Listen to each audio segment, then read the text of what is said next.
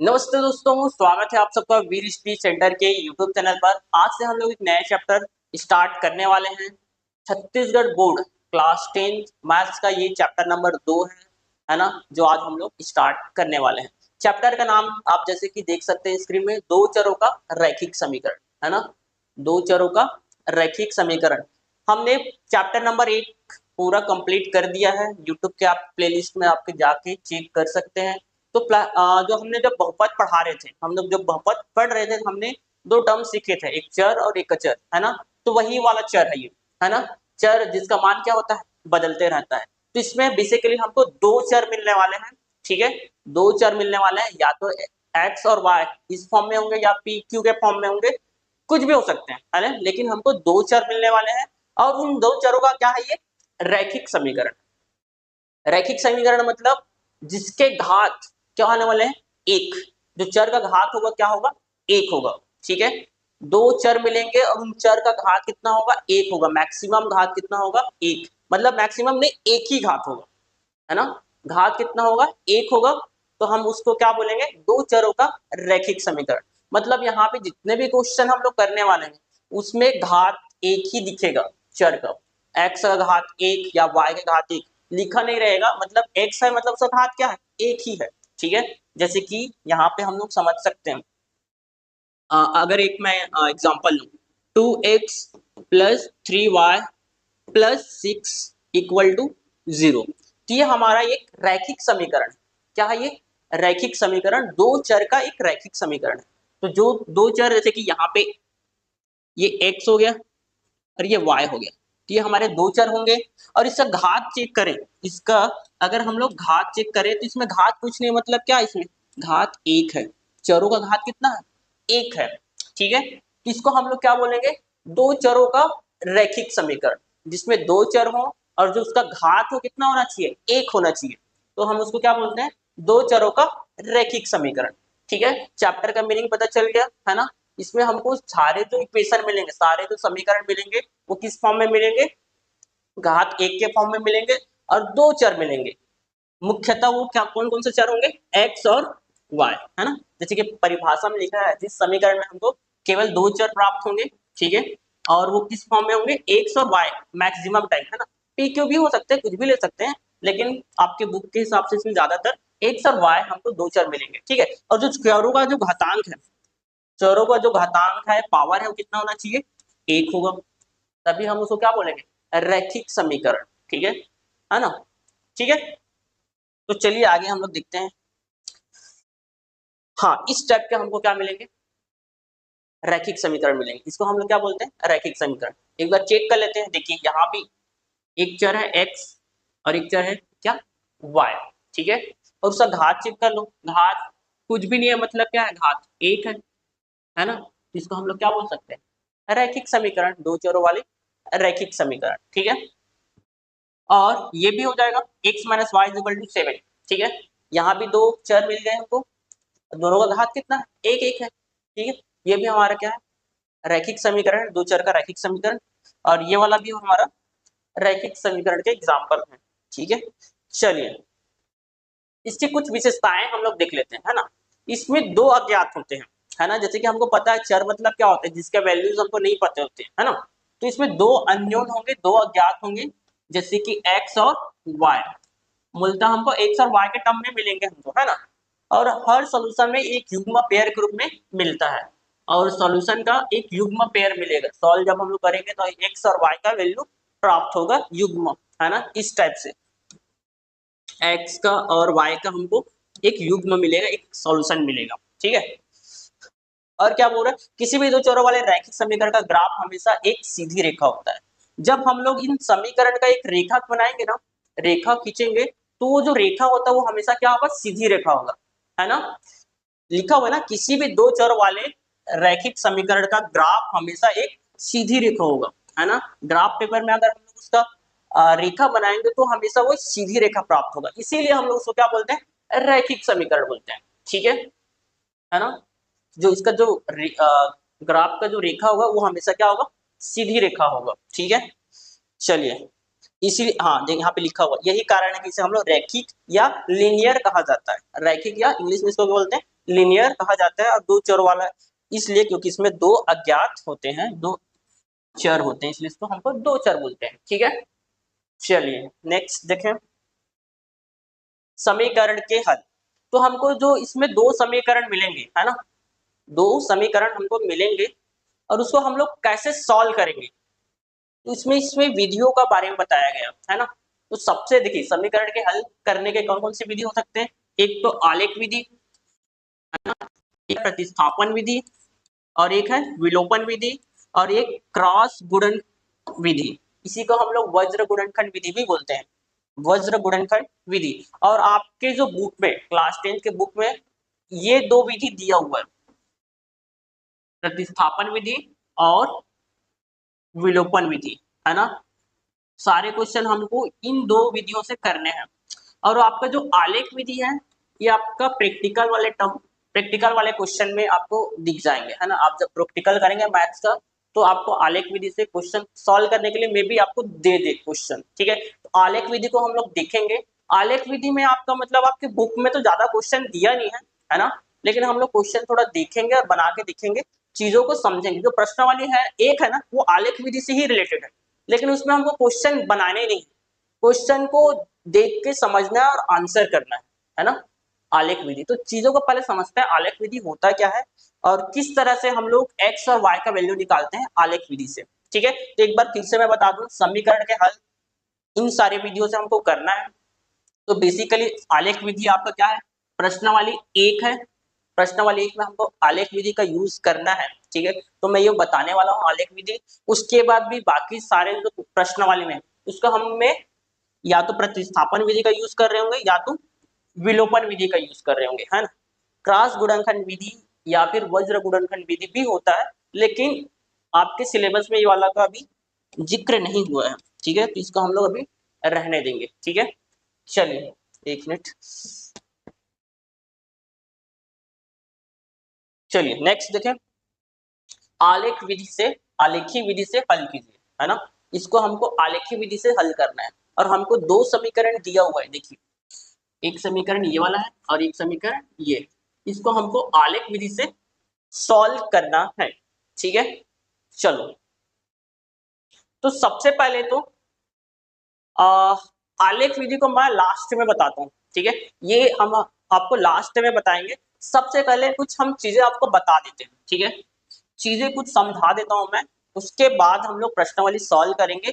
Solve करने के बाद मैं इसको भी सबसे लास्ट में आपको बताने वाला हूँ, इस विधि को। ठीक है, क्योंकि इस विधि से सॉल्व करने वाले क्वेश्चन नहीं है आपके बुक में, है ना। इस विधि को सॉल्व करके सॉल्व करने वाले क्वेश्चन तो नहीं है, बस सॉल्व करके दे दिया गया है, अब उसको पहचानना है कि x और y का वैल्यू कितना कितना आएगा, उसको पहचानना है। वो मैं तरीका आपको बता देता हूँ पहले, फिर लास्ट में हम लोग ये विधि भी सीखेंगे। ठीक है, चलो, तो मैं एक चीज मैं आपको बताने वाला हूँ। यदि हमको दो समीकरण दिया हुआ है ना, हमको दो समीकरण दिया हुआ है, ठीक है, और उसका अगर हम लोग ग्राफ खींचे, है ना, इन समीकरण का ग्राफ खींचेंगे, तो अभी हमने सीखा था कि जो दो चर का जो रैखिक समीकरण है ना, इसमें जो समीकरण जो मिलने वाले हैं वो क्या होंगे, सीधी रेखा होंगे, सीधी रेखा होंगे ना। तो दोनों का अगर हम लोग सीधी रेखा खींचे, तो तीन कंडीशन बनते हैं। किस टाइप के तीन कंडीशन बनेंगे, या तो वो एक दूसरे को क्या कर रहे होंगे, काट रहे होंगे। ये एक समीकरण है, समझ लो, रुको ना। जैसे कि इस समीकरण का रेखा ये है, समझ लो, ठीक है, और ये समीकरण का रेखा ये है। ठीक है, एक ये कंडीशन हो सकता है, एक दूसरे को काट रहे होंगे, या तो क्या होंगे, एक दूसरे के क्या होंगे, पैरेलल होंगे। पैरेलल मतलब एक दूसरे के समांतर होंगे। या तो तीसरा कंडीशन क्या हो सकता है, एक दूसरे के कोलाइनर होंगे, या फिर एक दूसरे के संपाती बोलते हैं। संपाती मतलब एक के ऊपर एक, इस टाइप से। ठीक है, समझ में आ रहा है। दो आपका जो समीकरण दिया हुआ है, उसका अगर हम लोग ग्राफ में रेखा खींचे, ठीक है, तो दो रेखाएं प्राप्त होंगी, दो समीकरण दिए हैं तो वो किस तरह से हो सकते हैं, या तो एक दूसरे को काटेंगे, प्रतिच्छेद करेंगे, या तो एक दूसरे के समांतर होंगे या तो एक दूसरे के ऊपर नीचे होंगे, संपाती होंगे, है ना, ये तीन कंडीशन होंगे ना, ठीक है। तो इसमें हमको x और y का वैल्यू किस तरह से प्राप्त होते हैं, ये हमको यहाँ पे पता करना, जानना है। और ये जान गए तो आपको प्रश्न वाली सारा क्वेश्चन सॉल्व हो गया, इतना ही जानना है, ठीक है। तो देखिए मैं आपको बताता हूँ, जब भी दो रेखा कटता है, जहां पे प्रतिच्छेद होता है, वहां पर अगर हम लोग वहां का बिंदु का निर्देशांक देख लें, ठीक है, मान लो कि यहाँ पे कितना है, 2 और 4 है निर्देशांक, तो बेसिकली यहाँ पे इसका सॉल्यूशन कितना आएगा, अद्वितीय आएगा। जो हल होगा क्या होगा, ये अद्वितीय होगा, अद्वितीय हल है। और जो आपका शुरू वाला जो टर्म है वो x बराबर कितना हो जाएगा, 2, ये x का मान है, और जो बाद वाला है वो क्या है आपका, y का मान है। जब दो रेखाएं आपस में काटती हैं तो अद्वितीय हल प्राप्त होता है, और एक ही हल प्राप्त होता है। दूसरा वर्ड में बोले तो एक हल प्राप्त होगा। अद्वितीय हल मतलब एक हल, एक हल प्राप्त होगा। और जो कटान बिंदु है उसका निर्देशांक ही आपका क्या होगा, x और y का मान हो जाएगा, ठीक है। जैसे कि यहाँ पे कटान बिंदु में माना कितना, 2 और 4 है, तो x बराबर 2, y बराबर 4, ठीक है। ये पहला कंडीशन है। दूसरा, ये पहला, दूसरा दूसरा कंडीशन या दूसरा स्थिति क्या हो सकता है, दूसरा स्थिति, दोनों एक दूसरे के क्या होंगे, पैरेलल, समांतर, है ना। दो लाइन समांतर, समांतर किसको बोलते हैं, जो लाइन, दो लाइन अगर समांतर कब बोलेंगे, जब ये दोनों एक दूसरे को कभी नहीं काटेंगे, है ना। आप इसको आगे जितना भी बढ़ा लो, ये एक दूसरे को कभी नहीं काटेंगे, कभी इंटरसेक्ट नहीं करेंगे, है ना, उसको हम लोग क्या बोलते हैं, समांतर रेखा बोलते हैं। तो इस तरफ का अगर स्थिति है, ठीक है, मतलब कहीं भी कट नहीं करने वाले, एक दूसरे को कहीं भी काटेंगे नहीं, प्रतिच्छेद नहीं करेंगे, तो इसका कोई हल प्राप्त नहीं होता। तो इसमें क्या होता है, कोई हल प्राप्त नहीं होगा, प्राप्त प्राप्त नहीं होगा, ठीक है। जब आपके जो समीकरण की जो रेखाएं हैं, है ना, वो अगर समांतर है तो इसका कोई हल प्राप्त नहीं होगा। मतलब x और y का कोई वैल्यूज मिलेगा ही नहीं, समझ लो x y क्या है, इसमें वैल्यू नहीं मिलेंगे, तो यहाँ पे हल ही नहीं होगा इसका, ठीक है।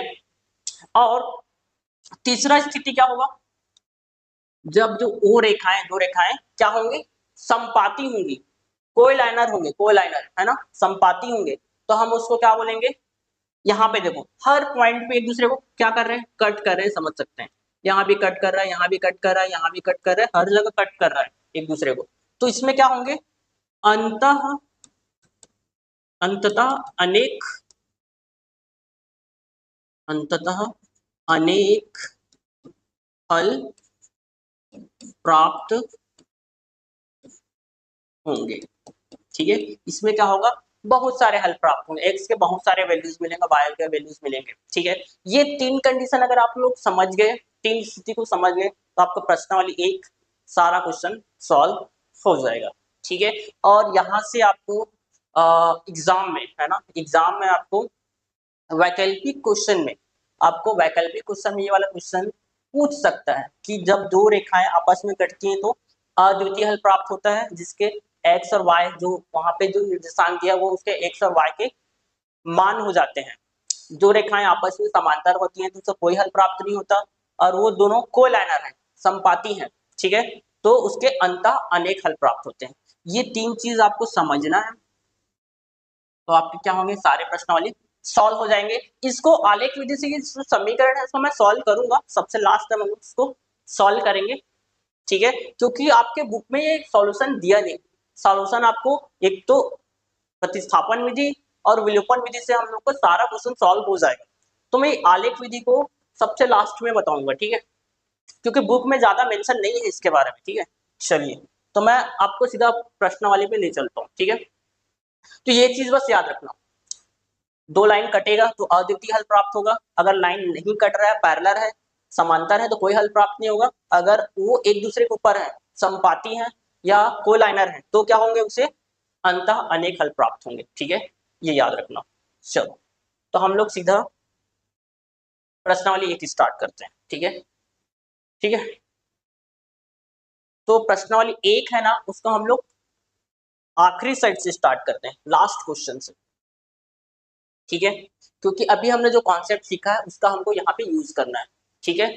ये प्रश्नावली एक का दूसरा का लास्ट क्वेश्चन द, ठीक है, पीछे से हम लोग क्वेश्चन को सॉल्व करते हुए चल रहे हैं, ठीक है, क्योंकि हमने जो कॉन्सेप्ट अभी समझा, दो रेखाओं वाला, दो रेखा दिया हुआ है, अगर वो एक दूसरे को काटते हैं तो एक हल प्राप्त होगा या तो अद्वितीय हल प्राप्त होगा, और एक दूसरे के जो पैरेलल है ना, एक दूसरे के समांतर है तो कोई हल प्राप्त नहीं होगा, और तीसरा एक दूसरे के संपाती हैं तो अंततः अनेक हल प्राप्त होंगे।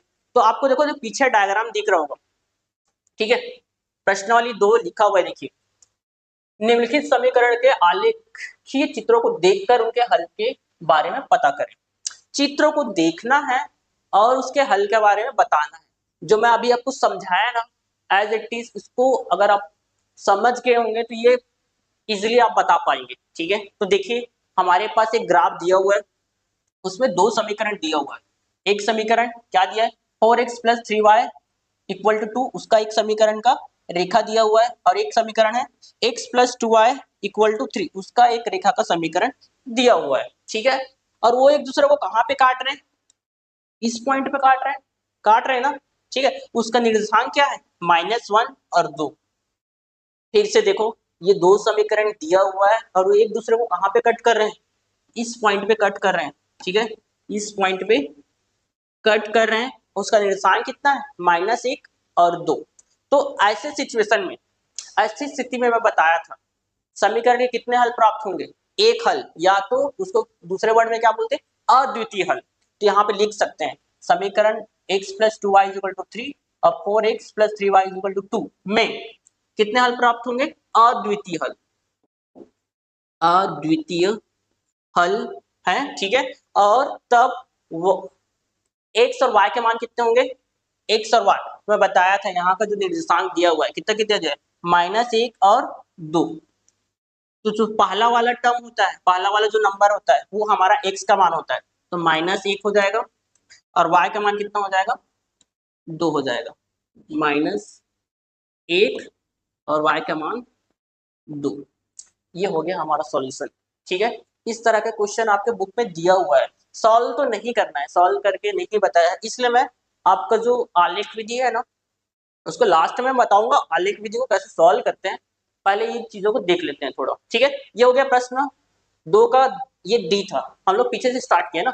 इसके पहले वाला क्वेश्चन क्या है, प्रश्नावली 2, सॉरी क्वेश्चन नंबर 2 का सॉल्व सेम है, दो समीकरण दिया हुआ है, देखो दो समीकरण दिया, उसका रेखा दिया हुआ है, और वो रेखा क्या है, एक दूसरे के, देख लो क्या है, पैरेलल है, पैरेलल मतलब समांतर है ना।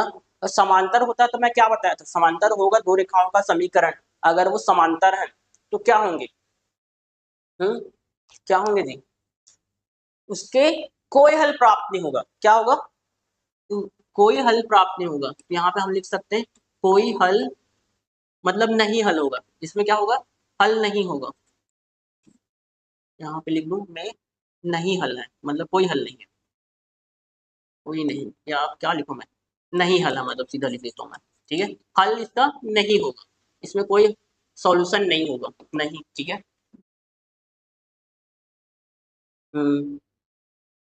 कोई हल नहीं,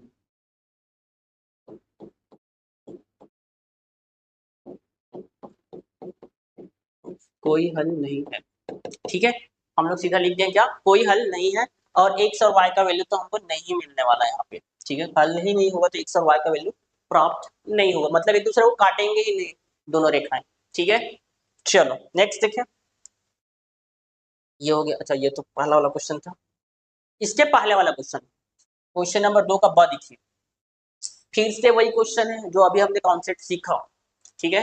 इसमें भी हमको आपको दो समीकरण मिलेगा, एक समीकरण ये है और एक समीकरण ये, ठीक है। और वो समीकरण को खोज लो, यहाँ पे कहाँ पे, इसमें तो एक ही समीकरण दिख रहा है, क्या दिख रहा है ना, एक समीकरण, तो दूसरा समीकरण कहाँ है, इसी के ऊपर में है, मतलब नीचे में बोल सकते हो, एक दूसरे के ऊपर नीचे में है, इसीलिए हमको एक ही समीकरण दिख रहा है, इसी को हम लोग क्या बोलते हैं, संपाती, एक के ऊपर एक है, संपाती है। तो संपाती होता है तो क्या हल प्राप्त होते हैं हमको, है ना, क्या हल होता है, क्या बोलते हैं इसको, अंतः अनेक हल प्राप्त होंगे, अंततः अनेक फल प्राप्त होंगे, ठीक है। और एक सर्वाय का हर पॉइंट पे अलग अलग वैल्यू मिलेगा, यहाँ भी, यहाँ भी, यहाँ भी, ठीक है। यहाँ पे बहुत सारे हल प्राप्त होंगे, ठीक है। ये हो गया आपका प्रश्नावली के क्वेश्चन 2 का ब। और एक और आगे वाला क्वेश्चन देख लो यहाँ, ठीक है। 2 का अ देखिए, है ना, ये क्वेश्चन दिया हुआ है, फिर से हमको 2 समीकरण दिया है और उसका हमको सॉल्यूशन बताना है। तो देखो दोनों समीकरण एक दूसरे को कहाँ पे काट रहे हैं, 2 और 3 पे काट रहे हैं, ठीक है। 2 और 3 वाले निर्देशांक बिंदु पे काट रहे हैं, ठीक है।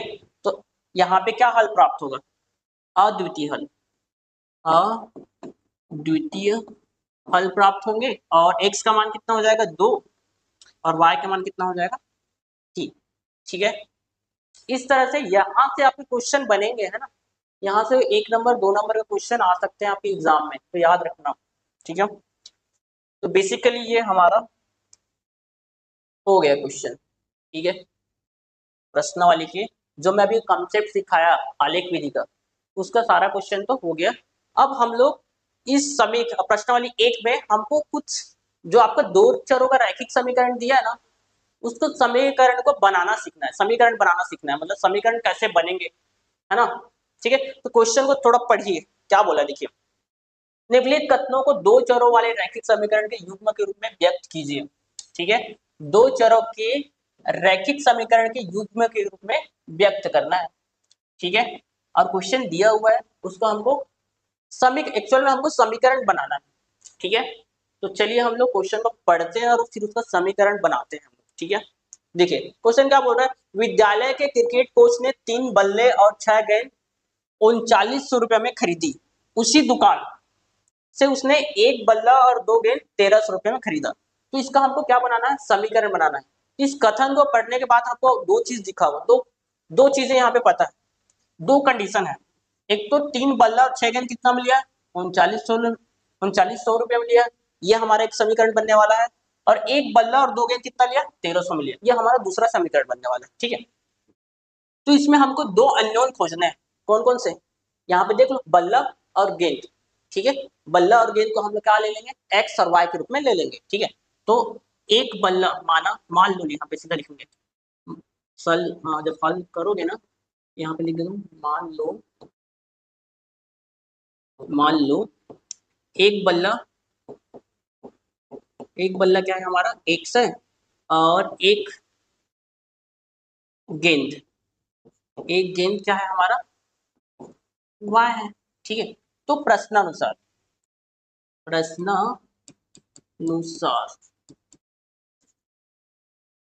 प्रश्नानुसार ठीक है, प्रश्नानुसार क्या बोल रहा है, 3 बल्ला और 6 गेंद, 3 बल्ला मतलब 1 बल्ला एक्स, तो 3 बल्ला क्या हो जाएगा 3x, और 6 गेंद मतलब 6 गेंद मतलब 1 गेंद y है, तो 6 गेंद कितना होगा 6y। इन दोनों को मिलाकर कितना में मिलता है 3900, इन दोनों को जोड़ देंगे कितना में मिल रहा है 3900 रुपया, 3900। ये हो गया हमारा समीकरण 1। वैसे दूसरा समीकरण क्या बोलेगा, एक बल्ला मतलब x प्लस 2 गेंद मतलब 2y, कितना में मिल रहा है 1300। ये हमारा समीकरण 2 हो गया, ये हमने समीकरण बना दिए, ठीक है। इस तरह से हमको क्या करना है, समीकरण बनाना है ना। हमको कथन दिए रहेगा, उससे हमको क्या बनाना है, समीकरण बनाना है, ठीक है। नेक्स्ट क्वेश्चन देखें, देखिए क्वेश्चन क्या बोल रहा है, दो संख्याओं का योग 16 तथा उनका उत्तर 8 है ना। दो संख्या दिया हुआ है, उसका योग दिया 16 और उनका उत्तर कितना है 8 है। इसका हमको क्या करना है, समीकरण बनाना है। तो चलो सबसे पहले क्या करेंगे, मान लो पहला संख्या क्या है, पहला संख्या हमारा x है, तो दूसरा संख्या क्या हो जाएगा, दूसरा संख्या दूसरा संख्या हो जाएगा हमारा y, x और y मान लिया। अब जैसे जैसे बोला है क्वेश्चन में उसको कर लो, दो संख्याओं का योग 16, मतलब पहला संख्या और दूसरा संख्या का योग कितना है 16 है, तो यहाँ पर लिख देता हूँ प्रश्नानुसार, प्रश्नानुसार, है ना। दो संख्याओं का योग 16, मतलब x प्लस वाई, दोनों का योग कितना आएगा, 16 आएगा। ये समीकरण 1 हो गया।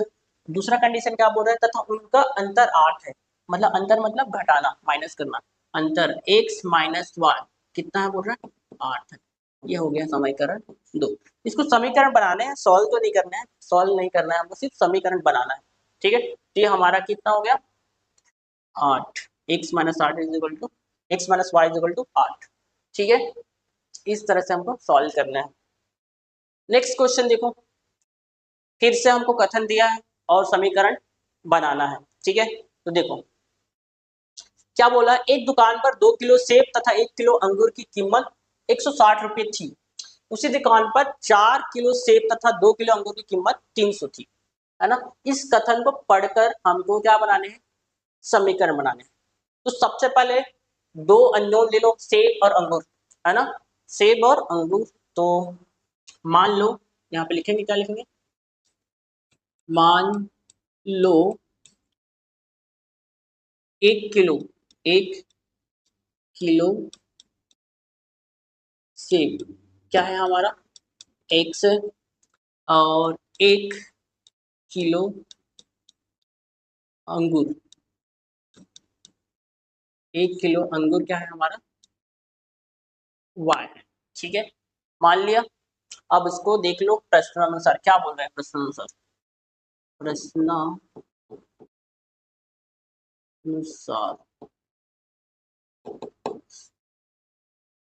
क्या बोला है, 1 किलो, सॉरी 2 किलो सेब तथा 1 किलो अंगूर, 2 किलो सेब मतलब हो जाएगा 2x, और 1 किलो अंगूर मतलब y, 1 किलो अंगूर को y ले तो y ही हो जाएगा। दोनों को जोड़ेंगे कितना में मिल रहा है, 160 रुपए में मिल रहा है।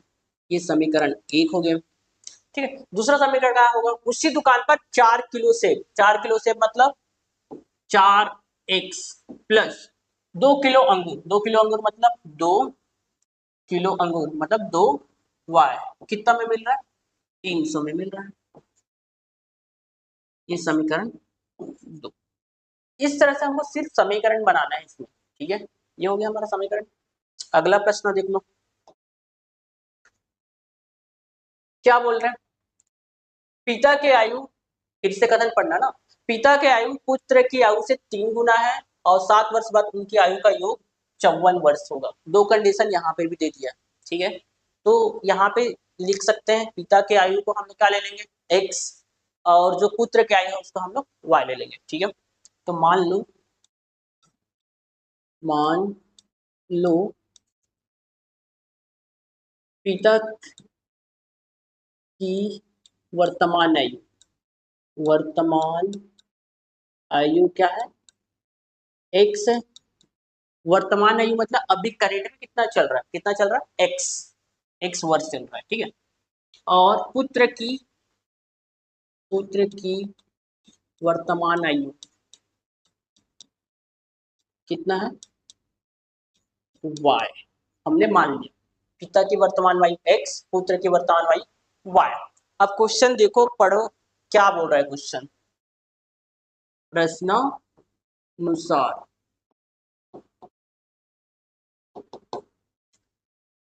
पिता की आयु पुत्र की आयु से 3 गुना है। क्या बोल रहा है, पिता की आयु, जो पिता का जो आयु है वो क्या हो रहा है, पुत्र के आयु के 3 गुना है, पुत्र के जो आयु है उससे 3 गुना, ठीक है।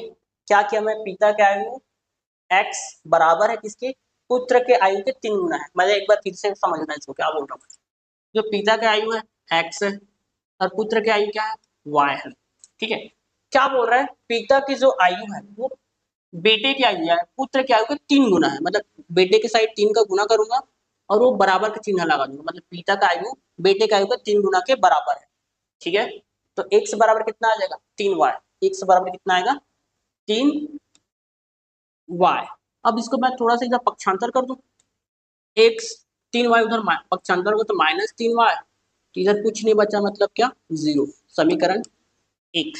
वैसे दूसरा कंडीशन क्या बोल रहा है, 7 वर्ष बाद उनकी आयु का योग 54, वर्ष होगा। 7 वर्ष बाद, ठीक है, 7 वर्ष बाद, यहाँ पे मैं लिखता हूँ क्या, 7 वर्ष बाद जो पिता का आयु है कितना होगा 7 वर्ष बाद,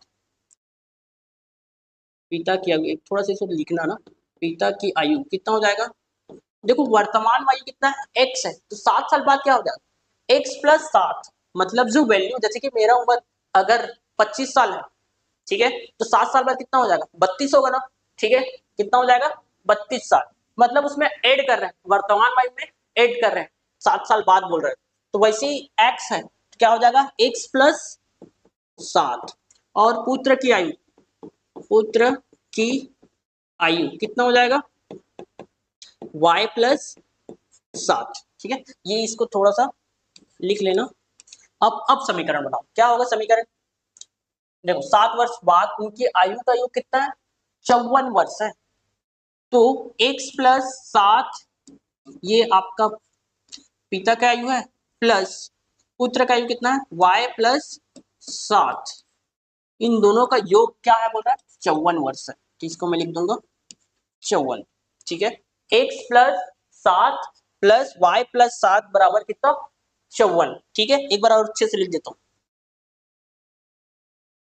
x प्लस 7 ये हो गया पिता की आयु, प्लस y प्लस 7 ये हो गया पुत्र की आयु, इन दोनों का योग कितना है 54 है, फिर से 7 वर्ष बाद या 7 वर्ष बाद पिता का योग कितना हो जाएगा x प्लस 7, पुत्र का योग कितना हो जाएगा y प्लस 7, दोनों का योग मतलब दोनों को जोड़ेंगे कितना के बराबर आएगा 54 वर्ष के बराबर आएगा। अब इसको थोड़ा सा मैं सॉल्व कर दूं, x जब ब्रैकेट ओपन करूंगा x plus 7 plus y plus 7 बराबर कितना हो जाएगा 54 होगा, ये 7 साथ जुड़ जाएगा, x ये बचा है और ये प्लस y, 7 और 7 कितना हो गया 14 बराबर 54, और 14 को उधर पक्षांतर कर दो तो x प्लस y बराबर 54 माइनस 14, तो ये हमारा एक समीकरण बनेगा कितना x प्लस y बराबर 54 में 14 घटाएंगे तो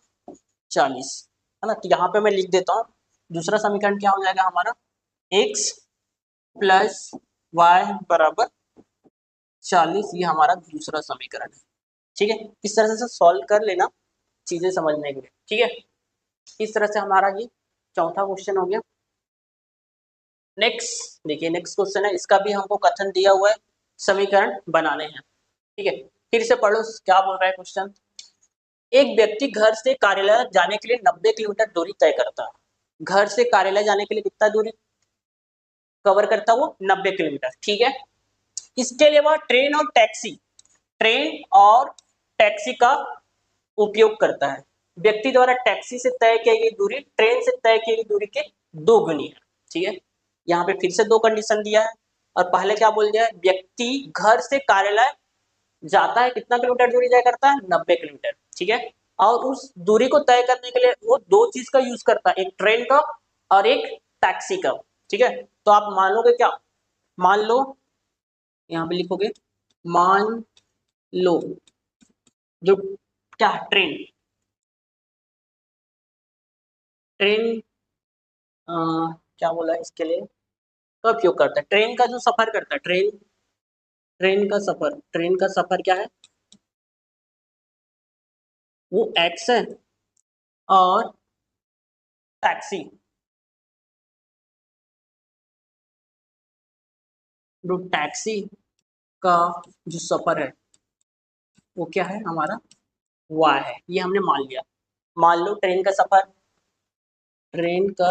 जो सफर है वो x है और टैक्सी का सफर क्या है y है, तो सबसे पहले देखो पहला हमारा जो समीकरण क्या बनेगा, एक व्यक्ति घर से कार्यालय तक जाने के लिए 90 किलोमीटर दूरी तय करता है, तो ये हमारा पहला समीकरण हो जाएगा 90 किलोमीटर, मतलब ट्रेन का सफर x और टैक्सी का सफर दोनों जुड़ेंगे, टोटल कितना कवर करेंगे वो लोग 90 किलोमीटर, ये हो जाएगा 90, x plus y is equal to 90, ये हमारा पहला समीकरण हो गया कि ट्रेन का सफर भी करेगा और टैक्सी के भी सफर करेगा, दोनों का योग करेंगे, दोनों को जोड़ेंगे, टोटल कितना कवर करेगा 90 किलोमीटर, तो x plus y is equal to 90, ये हो गया हमारा समीकरण 1।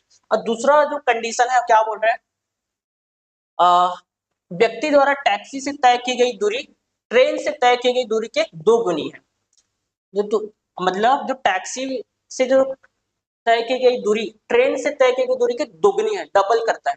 ट्रेन से जितना दूरी तय करता है उससे डबल किस में करता है, टैक्सी में। ठीक है, तो यहाँ पे मैं देखूं तो आपका जो ट्रेन का सफर है क्या है, एक्स है, और टैक्सी का सफर क्या है, वाई है। अब बोलना क्या चाह रहा है, टैक्सी से तय की गई दूरी ट्रेन से तय की गई दूरी के दोगुनी है। मतलब ये जो ट्रेन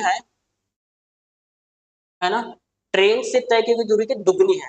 मतलब ट्रेन से तय की गई दूरी के साथ क्या करना है, 2 का गुना करेंगे, तब ये इक्वेशन बनेगा क्या, y इज इक्वल टू क्या लिख सकते हैं, 2x लिख सकते हैं।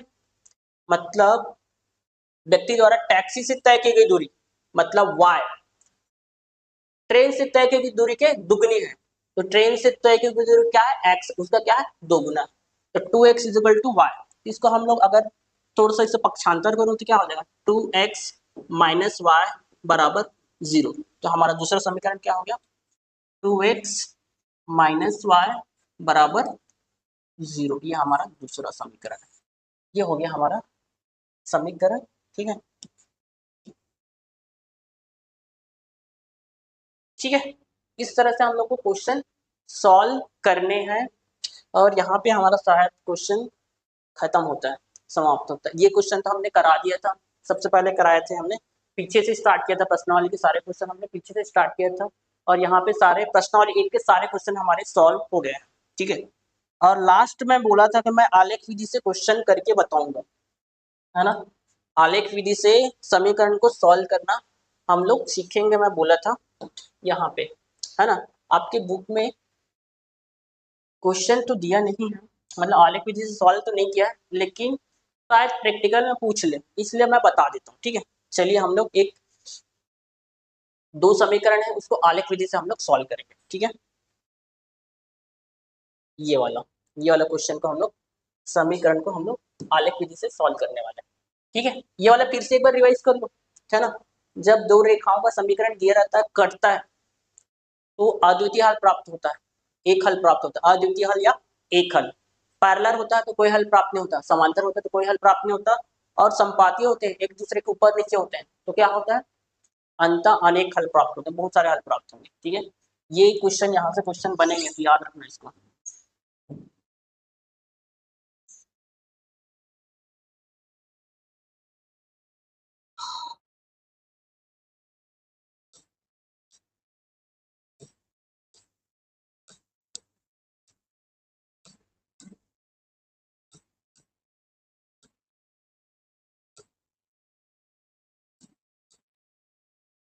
ठीक है, हम्म, देखिए 2 समीकरण दिया हुआ है हमारा, है ना। ये समीकरण 1 है,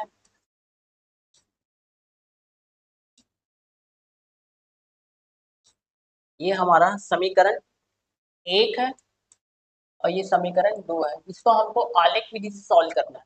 ठीक है, आलेख विधि से सॉल्व करने से पहले आप लोग को चैप्टर नंबर 6 निर्देशांक ज्यामिति हम लोग सरल रेखा का एक समीकरण पढ़ेंगे, जिसका नाम उस सरल रेखा का समीकरण क्या होता है, y बराबर mx प्लस सी। ये आप लोग निर्देशांक ज्यामिति पढ़ेंगे ना, वहां पे हम लोग ये सरल रेखा का समीकरण पढ़ने वाले हैं, y बराबर कितना, mx प्लस सी।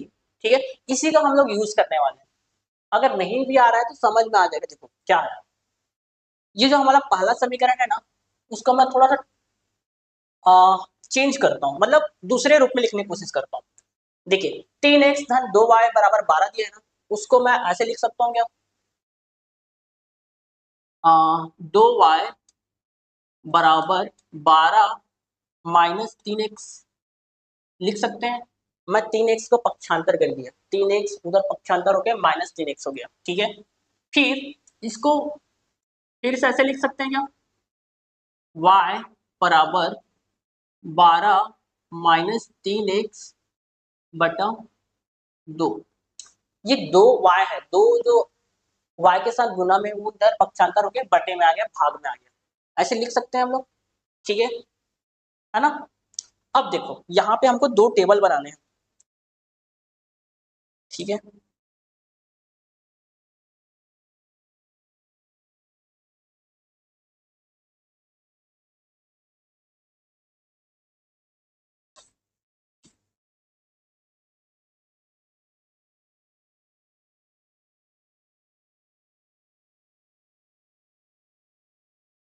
ठीक है, यहाँ पे लिख लो x, ये x है और ये वाला y है, ठीक है। यहाँ पे देखना ये y इज इक्वल टू दिया हुआ है, y बराबर कितना दिया है 12 माइनस 3x बटा 2।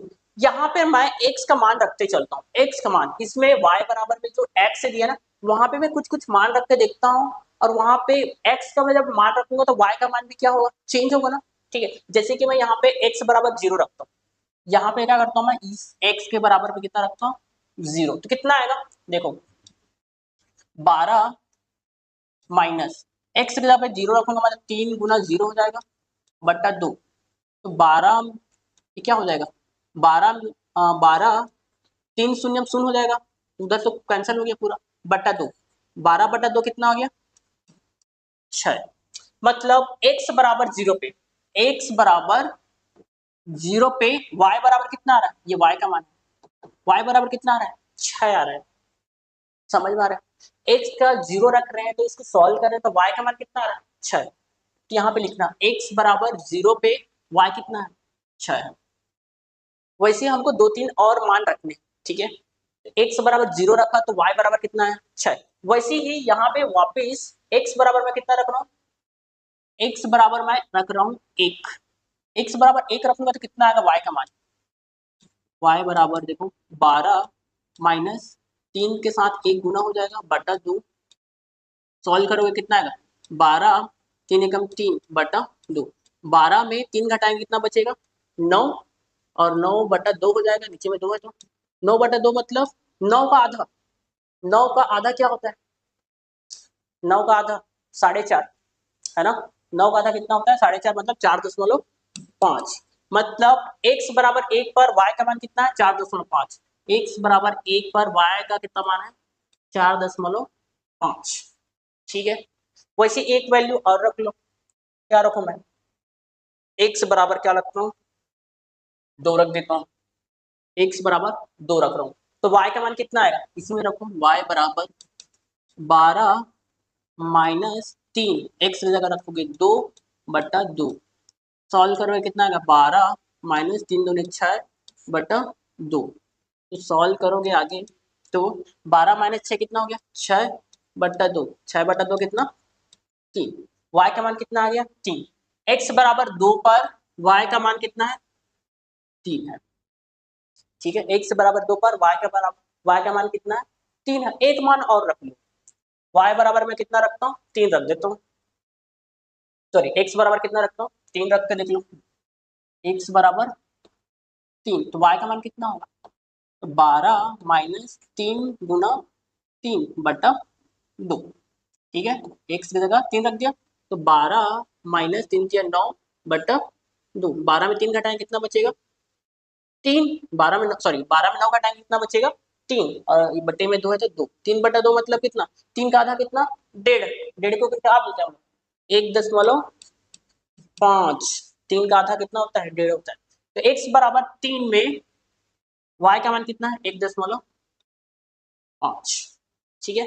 तो हमने क्या करा अलग अलग मान में x का मान रख के y का मान निकाल दिया, x 0 पे कितना है 6 है, 1 पे कितना है 4.5 है, 2 पे कितना है 3 है, 3 पे कितना है 1.5 है, ठीक है। अब इसका क्या करना है हमको ग्राफ पे रेखा खींचना है, इस बिंदु को लेकर हमको क्या करना है एक रेखा खींचना है, ठीक है। अभी फिलहाल ये हमारा पहले समीकरण का निकला है, ये क्या हो गया ये हमारे पहले समीकरण का है ना, ये हमारे क्या है पहले समीकरण का। अब दूसरे समीकरण का भी ऐसे हमको एक टेबल बनाना है दूसरे समीकरण का, इसमें लिख सकते हो ये हमारा समीकरण 1 के लिए, तो समीकरण 1 के लिए ये टेबल है हमारा, वैसे समीकरण 2 के लिए भी हमको बनाना है, समीकरण 2 के ली। ठीक है, तो मैं टेबल बना देता हूँ।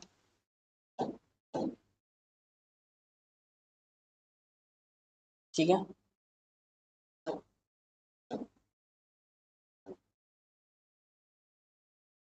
ये हो गया, पार्ट कर दिया मैं।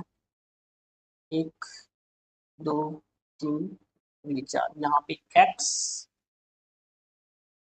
ये हो जाएगा एक्स और ये वाला वाई।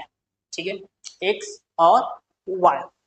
अब वापस से इसको हम लोग y के फॉर्म में लिखेंगे। ये जो समीकरण 2 है, इसको मैं y के फॉर्म में लिखूंगा तो क्या होगा, माइनस वाई बराबर एक, ये एक इधर पक्षांतर होकर माइनस एक्स होगा, प्लस एक्स इधर आके माइनस एक्स, माइनस वाई तो वही का एज इट इज जितना है वैसी है, माइनस वाई है, प्लस एक्स इधर आके माइनस एक्स। अब इसको मैं और ऐसे लिख सकता हूँ, माइनस वाई को मैं प्लस वाई कर दिए बराबर एक्स माइनस एक लिख सकता हूँ। y बराबर मैं क्या लिखा, x माइनस एक, मतलब इस समीकरण में माइनस एक का मैं गुना कर दिया, तो माइनस वाला जो माइनस वाई है वो प्लस वाई हो गया, और माइनस सॉरी प्लस एक है वो माइनस एक, और माइनस एक है वो प्लस एक, चिन्ह बदल गया, माइनस एक का गुणा कर दिया समझ लो। y बराबर हमको क्या मिल गया, x माइनस वन। अब यहाँ पे हमको वही मान रख रख के देखना है, और x का दो तीन मान निकालना है, x का दो तीन मान निकालना है, y का मतलब x का मान रख के y का दो तीन मान निकालना है। ठीक है, चलो x बराबर मैं कितना रखूं, पहले जीरो रखता हूँ, x बराबर मैं क्या रख रहा हूँ जीरो, तो y बराबर कितना आएगा, यहाँ पे देखो y बराबर कितना आएगा, x की जगह जीरो, जीरो माइनस एक आएगा, मतलब y बराबर कितना है माइनस एक, y बराबर कितना आएगा, यहाँ पे आप लिख सकते हो माइनस एक। वैसे ही x बराबर मैं क्या लिख रहा हूँ एक ले रहा हूँ, तो y बराबर कितना आएगा, y बराबर x की जगह पे कितना रखना है एक, मतलब एक माइनस एक कितना जीरो, तो y बराबर कितना है जीरो। और वैसे ही यहाँ पे वापस रखो, x बराबर कितना रखोगे दो रखो, दो रखोगे तो कितना आएगा, दो में एक घटाएंगे तो कितना आएगा एक आएगा, डायरेक्ट मैं बना रहा हूँ है ना, यहाँ पे दो रखेंगे, दो माइनस एक एक, और x बराबर यहाँ पे मैं तीन रखूंगा, तो y बराबर कितना आएगा तीन माइनस एक कितना दो। ये हमारे समीकरण एक के लिए हो गया टेबल, और समीकरण दो के लिए टेबल हो गया। अब ये हमने टेबल बना लिया है ना, अब इसको हमको ये जो ग्राफ दिया हुआ है, ये जो ग्राफ दिया हुआ है ना, इसमें हमको इसका क्या लिखना है, रेखा खींचना है ग्राफ में, इन समीकरण का रेखा खींचना है ना, जो सीधी रेखा बनता है ना, जो हमारा जो एक चर का जो समीकरण होते हैं वो क्या होता है सीधी रेखा बनता है। चलो दो चर का है ना, सॉरी दो चर का जो रेखा होता है, दो चर का जो रेखा का जो समीकरण होता है वो हमेशा सीधी रेखा होता है। चलो खींचते हैं, तो देखिए हम लोग कैसे लेते हैं मैं बता रहा हूँ, हमको माइनस वाले टर्म है क्या, माइनस वन है, ठीक है। चलो तो मैं एक्स यहाँ पे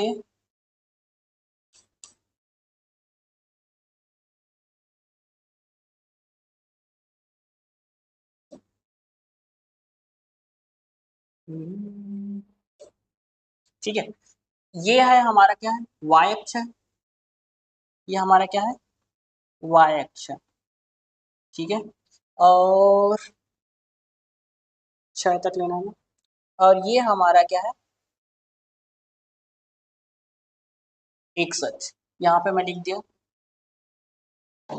ये हमारा y अक्ष, और ये है x अक्ष, ठीक है। ये क्या है हमारा, यहाँ पे लिख देता हूँ x अक्ष, ठीक है।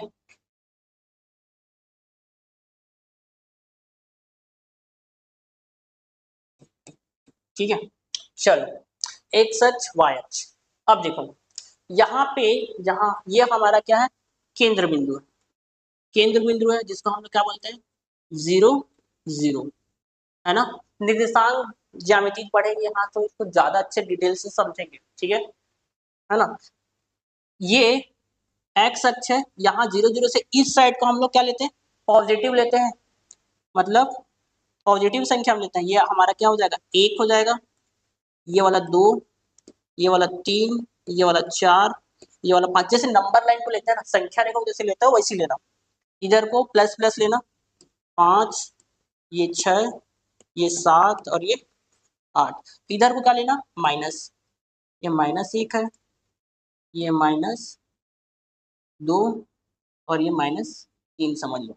वैसे ही वाई एक्स में भी यहाँ 0 0 से ऊपर वाले को प्लस ले लो, ये हो जाएगा +1 2 3 4 5 6 7।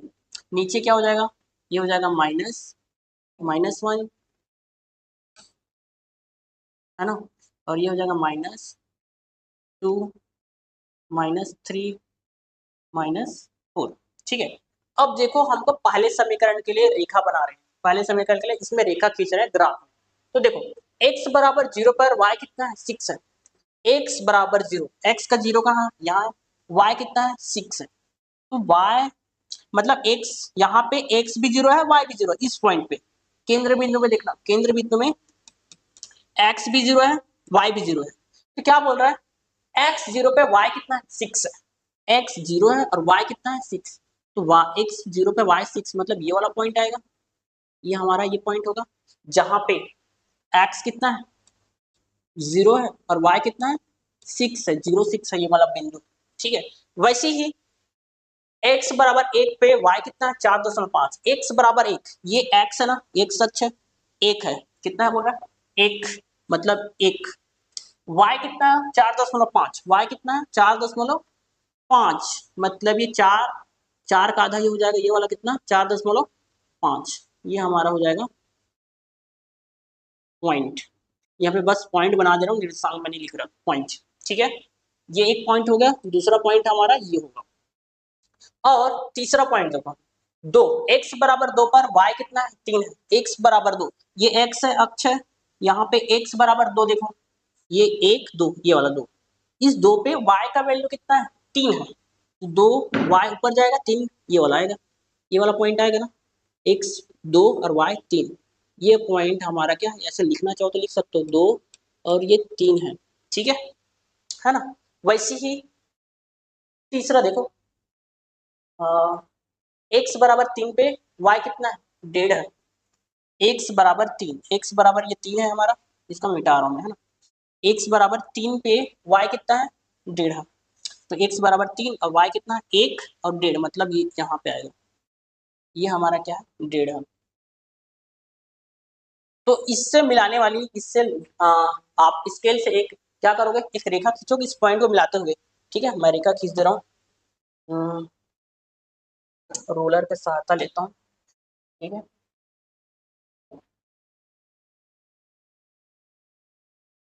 इसको मिलाते हुए हमको क्या करना है, रेखा खींचना है। ठीक है, देखो तीनों बिंदु को कट कर रहा है ना।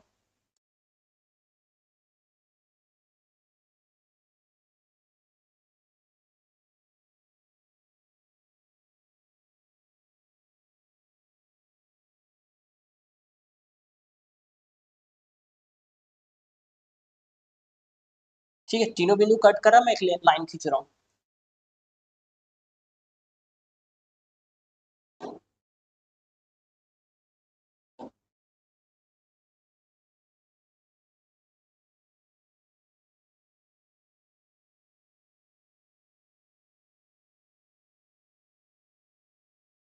ये मैंने लाइन खींच दिया। ठीक है, ये हमारा क्या हो गया, पहले समीकरण की रेखा हो गया ग्राफ में। ठीक है ना। वैसे ही हमको क्या करना है, ये दूसरे समीकरण का जो टेबल दिया है इसको यूज करके एक और रेखा खींचना है। तो देखो इसमें फिर से खींचने के लिए क्या करेंगे, x बराबर 0 है, x बराबर 0 तो y कितना है, -1 है। x बराबर 0 पर y कितना है, -1, ये y अक्ष है, -1 मतलब नीचे, यहाँ पे आएगा पॉइंट। आपका जो पॉइंट है कहाँ पे आ रहा है, यहाँ पे आ रहा है। ठीक है, पहला x बराबर 1 पे y कितना है, 0 है।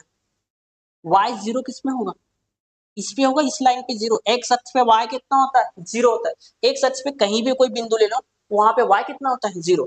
तो एक्स अक्ष में कितना है, 1 है, और y कितना है, 0। एक्स अक्ष में 1 और y कितना है, 0। तो ये वाला पॉइंट आएगा, है ना। ये देखा जाए तो ये क्या है, 1 और 0 है। एक्स का मान 1 है, y का मान कितना है, 0। ठीक है, चलो दूसरा पॉइंट देखो, जीरो, 1 में 0 आ गया, 2 में कितना है 1 है, x में 2, x में ये 2 और y में कितना है 1, x में 2 y में 1, तो ये वाला पॉइंट आएगा, है ना, 2 और ये 1, ठीक है। और x में 3, x में 3 y में कितना 2, y में 2, मतलब ये वाला पॉइंट आएगा ना, ठीक है। अब इन दोनों को आप खींचते हुए लाइन खींचोगे, ठीक है, क्या आएगा आपका, खींच दो, ठीक है, खींचता हूँ मैं, है ना, खींचो, क्या आएगा, मैं लाइन खींच रहा हूँ, ये वाला लाइन थोड़ा सा टेढ़ा हो गया है एक्चुअल में ना, जो पहला वाला जो लाइन है ना वो थोड़ा सा टेढ़ा हुआ है, मैं इसको थोड़ा सा करेक्ट कर रहा हूँ, ठीक है, ये लाइन थोड़ा सा टेढ़ा हो गया, थोड़ा सा मैं करेक्ट करता हूँ इसको, ठीक है। ये हमारा जो लाइन होगा इस टाइप से लाइन खींचेगा, बिंदु थोड़ा सा ऊपर नीचे हो गया,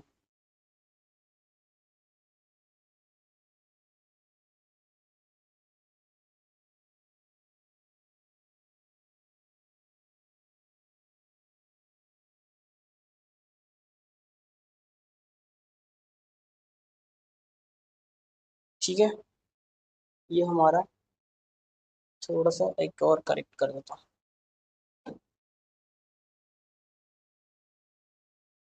हम्म,